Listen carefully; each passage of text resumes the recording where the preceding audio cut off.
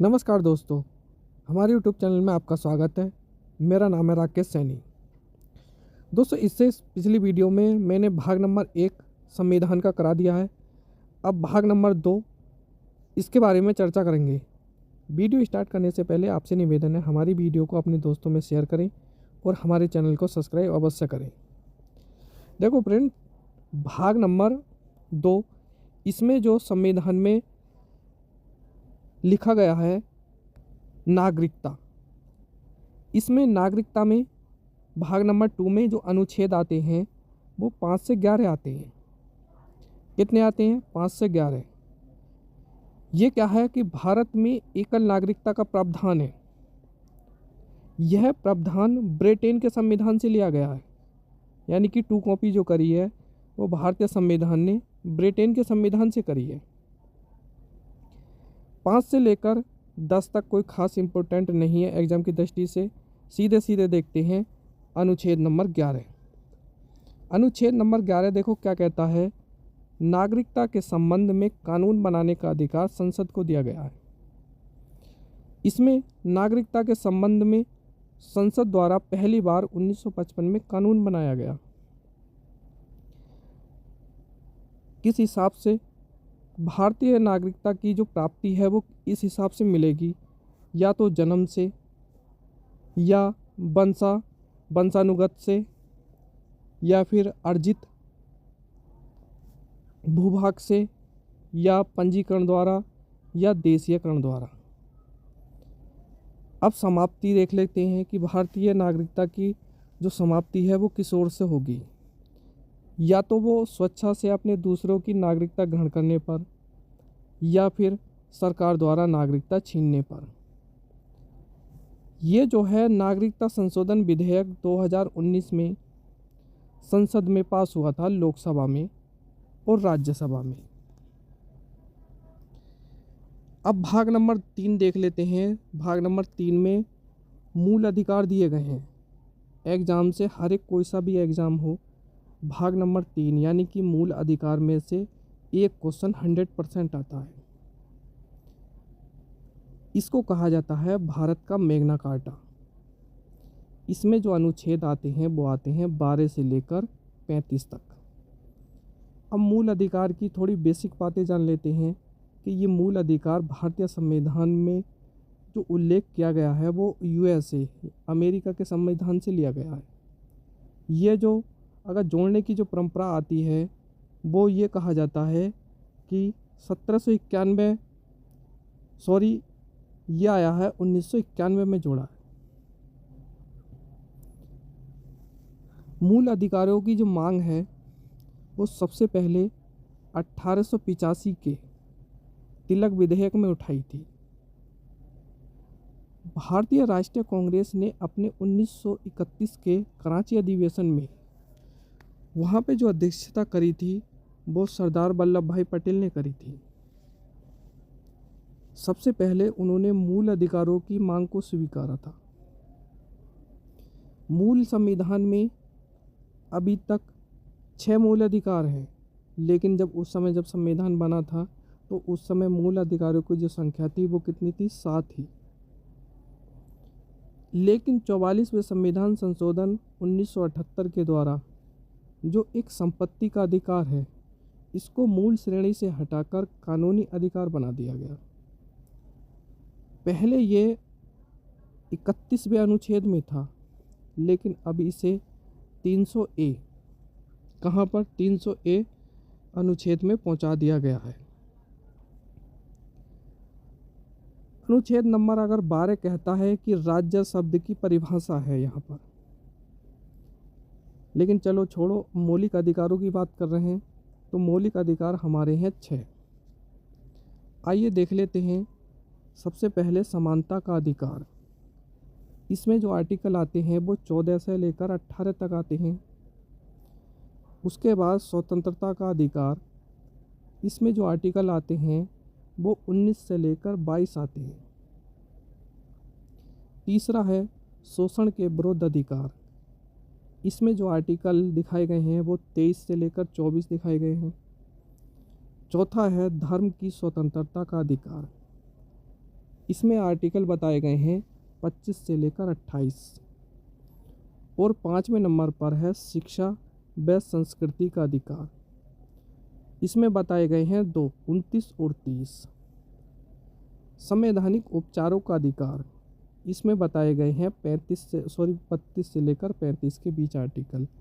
अब इन आर्टिकलों को एक एक करके पढ़ लेते हैं।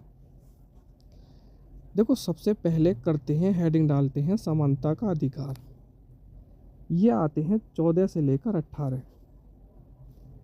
अब अनुच्छेद नंबर 14 देख लेते हैं। इसमें है विधि के समक्ष समानता तथा कानून का समान संरक्षण।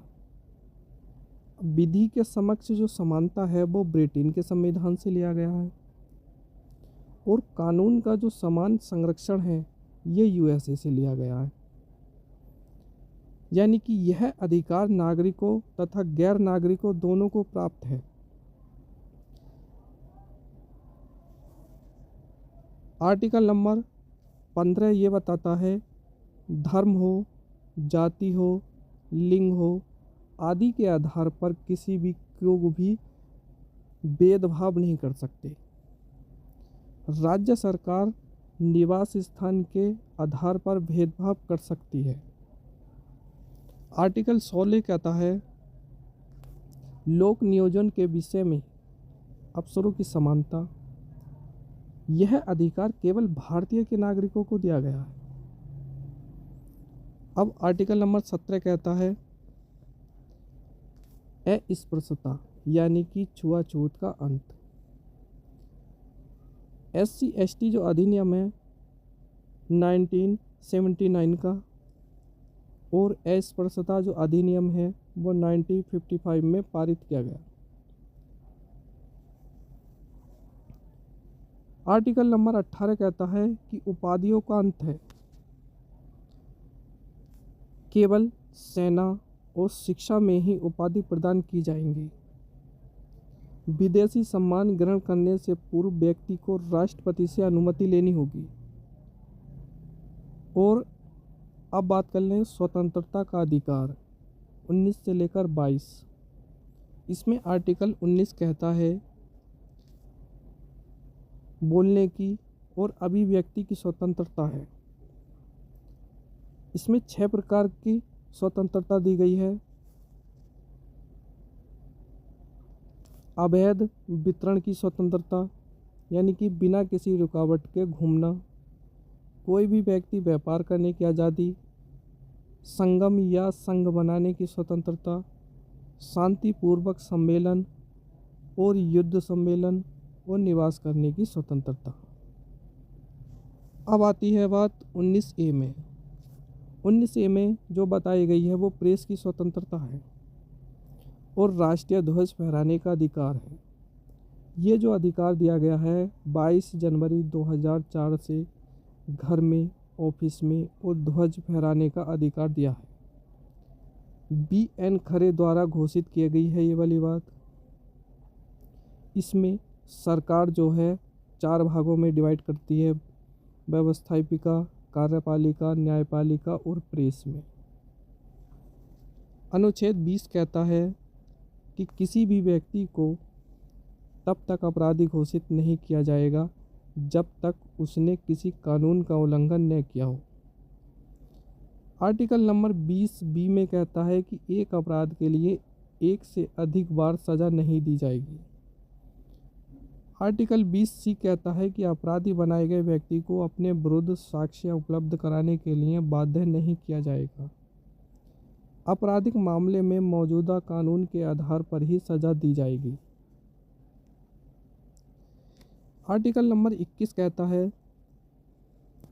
प्राण एवं दैहिक स्वतंत्रता का अधिकार। ये 1 अप्रैल 2010 से लागू किया गया है। इसमें बताया गया है कि 86वां संविधान संशोधन 2002 और 8 के अनुसार ऐसे 6 से 14 वर्ष के बच्चों को अनिवार्य और निःशुल्क शिक्षा का अधिकार दिया जाएगा। इसके साथ साथ विदेश जाने की भी स्वतंत्रता है और निःशुल्क विधिक सहायता पाने का भी अधिकार दिया गया है इसके अंदर। अनुच्छेद 22 कहता है कि गिरफ्तार किए गए व्यक्ति को गिरफ्तारी के कारणों से तुरंत अवगत कराना होगा और गिरफ्तार व्यक्ति अपनी पसंद के वकील की सलाह ले सकता है। गिरफ्तार किए गए व्यक्ति को 24 घंटे के भीतर निकट मजिस्ट्रेट के सम्मुख उपस्थित करना होगा। आर्टिकल नंबर 23 और 24 कहता है, इसमें शोषण के विरुद्ध अधिकार आता है। 23 में यह कहता है कि मानव का दुरुपयोग यानी कि क्रय और विक्रय पर रोक है तथा बलात् श्रम पर भी प्रतिरोध है। इसमें बंधुआ मजदूरी अधिनियम 1976 के अनुसार है कि किसी भी व्यक्ति को छोटे बच्चों से मजदूरी ना कराई जाएगी। उसके बाद आर्टिकल नंबर 24 कहता है कि 14 वर्ष के कम आयु के बच्चों को फैक्ट्री, होटल आदि कार्य में काम नहीं करा सकते और अंतर्राष्ट्रीय संस्था यूनिसेफ बच्चों के कल्याण के लिए भी कार्यरत रहा है। अब बात कर लें, देखो, धर्म की स्वतंत्रता। धर्म की जो स्वतंत्रता है फ्रेंड, ये आती है 25 और 28 में। भारत एक धर्मनिरपेक्ष देश है या पंथ निरपेक्ष देश है, क्योंकि भारतीय सरकार भारतीय संविधान की दृष्टि से सभी धर्म क्या हैं, इसके अनुसार हैं और समान हैं। आर्टिकल नंबर 25 कहता है कि धर्म का धर्मांतरण करना, धर्म को अवैध रूप से मानने तथा उसका आचरण तथा प्रसार करने की यहाँ पर स्वतंत्रता दी गई है। आर्टिकल 25 में सिक्कों को कृपाण रखने की अनुमति दी गई है, क्योंकि यह धार्मिक स्वतंत्रता का अंग इसे माना गया है। इसमें शब्द हिंदू, बौद्ध, जैन और सिख जैसे शब्दों को लिया गया है। आर्टिकल नंबर 26 में बताया गया है कि धार्मिक कार्यों के प्रबंधन की स्वतंत्रता है। 27 में धार्मिक व्यय पर कर से मुक्त है और 28 में कुछ शिक्षण संस्थानों में धार्मिक शिक्षा, धार्मिक उपासना में शामिल होने के बारे में स्वतंत्रता दी गई है। शिक्षा एवं संस्कृति के अधिकार, ये आर्टिकल नंबर 29 और 30 कहते हैं। देखो, 29 में ये बात बताई गई है कि कोई भी अल्पसंख्यक वर्ग अपनी भाषा, लिपि को सुरक्षित रख सकता है। उसे धर्म, जाति, लिंग, भाषा तथा संस्कृति के आधार पर किसी भी सरकारी शैक्षिक संस्थान में प्रवेश लेने से नहीं रोक सकती। आर्टिकल नंबर 30, प्रत्येक अल्पसंख्यक वर्ग को यह अधिकार दिया गया है कि वह अपनी मनपसंद का कोई भी शिक्षण संस्थान चला सकता है। सरकार उसे किसी भी प्रकार से अनुदान देने में भेदभाव नहीं करेगी। संवैधानिक उपचारों का अधिकार, देखो 32 से 33। मूल अधिकारों के उल्लंघन की स्थिति में अनुच्छेद 32 के तहत SC तथा अनुच्छेद 226 के तहत हाई कोर्ट 5 प्रकार की रिट जारी कर सकता है। अब ये 5 प्रकार की रिटें, पहली है बंदी प्रकटीकरण। ये क्या होता है कि इसके दौरान व्यक्ति को अधिकतम 3 महीने तक गिरफ्तार रखा जा सकता है। उसके बाद परमादेश है, प्रतिरोध है, अधिकार स्वेच्छा है और उत्प्रेक्षण है। मूल अधिकारों को लागू करने वाला पहला देश इंग्लैंड और ब्रिटेन है। केवल नागरिकों के लिए इसमें अनुच्छेद 15, 16, 19, 29, 30 ये केवल भारतीय नागरिकों के लिए हैं।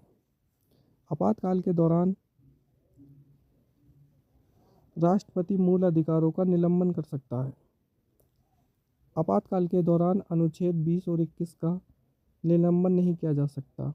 आर्टिकल 19 राष्ट्रपति के आदेश के बिना ही आपातकाल के दौरान स्वतः निलंबित हो जाता है।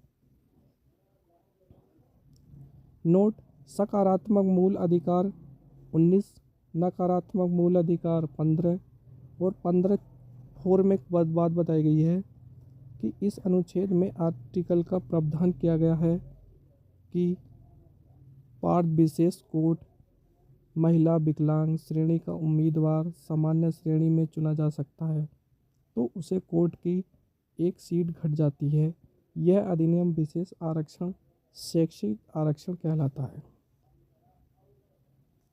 यदि एससी और एसटी ओबीसी सामान्य श्रेणी में चुनकर जाता है तो वह उसे कोटे का प्रयोग नहीं करेगा। इसमें सामाजिक आरक्षण ऊर्ध्ववाद आरक्षण कहलाता है। आर्टिकल नंबर 34 कहता है, जब किसी क्षेत्र में सेना विधि प्रबंधन में होती है तब संसद मूल अधिकारों पर निर्बंधन लगा सकती है। इसी के अंदर बात बताई गई है बाल अधिकार संरक्षण आयोग। इसका गठन 23 फरवरी 2007 को हुआ था। इसमें कुल सदस्य 6 हैं। इस आयोग का मूल उद्देश्य बच्चों को कुपोषण, तस्करी, घरेलू हिंसा, जोखिम कार्यों से बचाना है। राष्ट्रीय सुरक्षा कानून अधिनियम भी लागू है 1983 में। इसका मूल उद्देश्य सांप्रदायिक दंगे, जातीय दंगे तथा देश की सुरक्षा के लिए खतरनाक गतिविधियों के लिए व्यक्ति को गिरफ्तार करना है। और अंत में है आतंकवाद विरोधी अधिनियम। यह अधिनियम 2002 में लागू किया गया।